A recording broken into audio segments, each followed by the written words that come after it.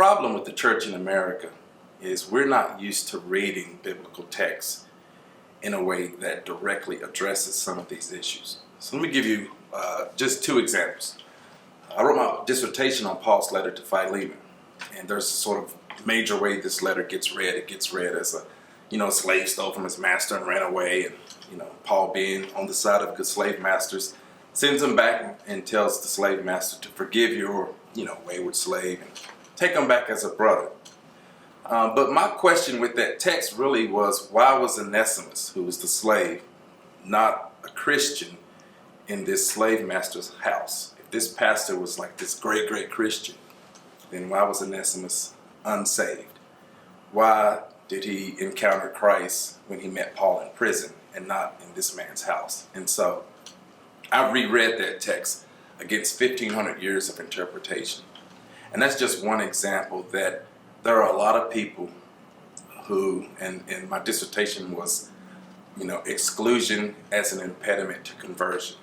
So as for those of us who care about people having a saving encounter with Jesus Christ, we have to attend to our witness and the ways we sometimes misrepresent who God is, what the gospel really stands for.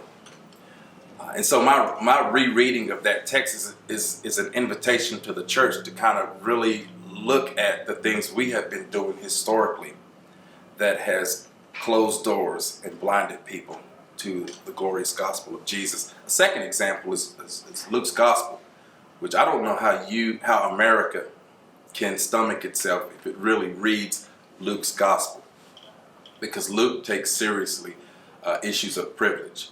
So I wrote two articles in 2019. You should go to Christian Ethics Today and just look up those articles.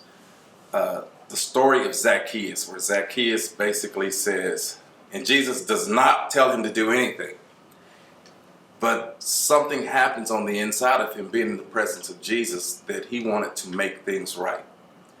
He said that half of everything I own, I'm going to give to the underprivileged. And I did some lexical work with the Greek word and how you contextualize the Greek words for rich and poor in the first century.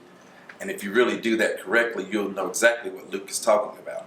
People who are positioned with the empire in a certain way, they benefit. And people who aren't positioned with the Roman Empire, they are disenfranchised. And so how Luke was reading Jesus was basically Jesus was calling people out who are benefiting from these unjust arrangements with the Roman Empire.